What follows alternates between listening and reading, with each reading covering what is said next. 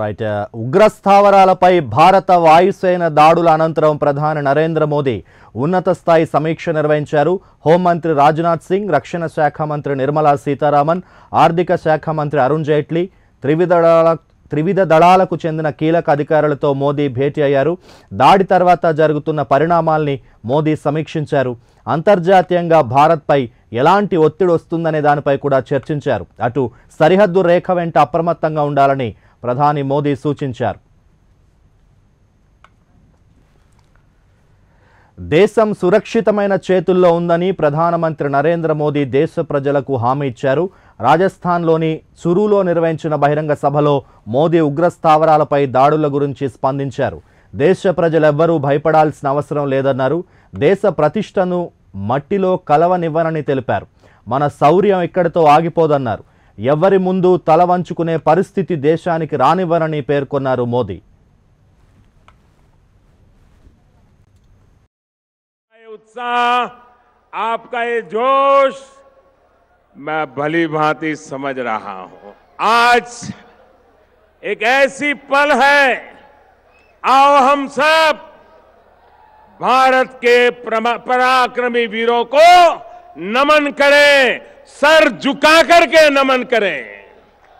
आज चूरू की धरती से मैं देशवासियों को विश्वास दिलाता हूं कि देश सुरक्षित हाथों में है. और चुरू की धरती से मैं देशवासियों को फिर से एक बार 2014 के मेरे इन शब्दों को मां भारती के वीरों को नमन करते हुए आज मैं फिर से दोहरा रहा हूं. सौगंध मुझे इस मिट्टी की, सौगंध मुझे इस मिट्टी की, मैं देश नहीं मिटने दूंगा, मैं देश नहीं रुकने दूंगा, मैं देश नहीं झुकने दूंगा. जाग रहा है देश मेरा, जाग रहा है देश मेरा, हर भारतवासी जीतेगा. हमें देशवासियों, हमें फिर से दोहराना है और खुद को याद दिलाना है. न भटकेंगे, न अटकेंगे, कुछ भी हो हम देश नहीं मिटने देंगे. देश से बढ़कर कुछ नहीं होता. देश की सेवा करने वालों को, देश के निर्माण में लगे हर व्यक्ति को आज के इस महत्वपूर्ण दिवस पर फिर एक बार ये प्रधान सेवक नमन करता है. कल आपने भी देखा होगा कि आजादी के 70 वर्ष बाद राष्ट्र रक्षा के लिए प्राण न्योछावर करने वाले हमारे अमर शहीदों की याद में देश को राष्ट्रीय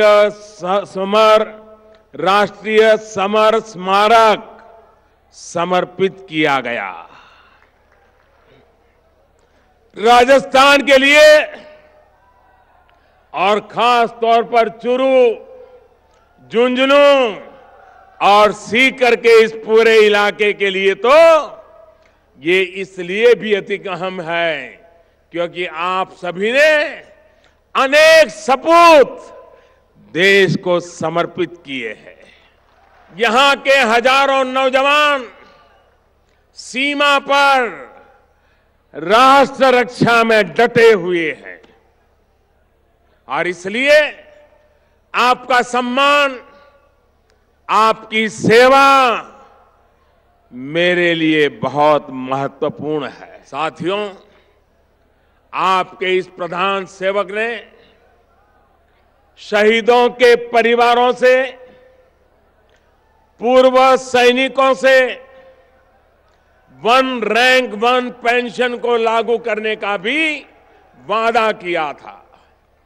मुझे खुशी है कि चूरू और राजस्थान के हजारों परिवारों सहित देश भर के 20 लाख से अधिक सैनिक परिवारों को वन रैंक वन पेंशन का लाभ मिल चुका है। इस योजना के लागू होने के बाद हमारी सरकार 35,000 करोड़ रुपए 35,000 करोड़ रुपए ये हमारे फौजी परिवारों को वितरित कर चुकी है और इसका बहुत बड़ा लाभ राजस्थान के 1 लाख से भी अधिक फौजी परिवारों को हुआ है।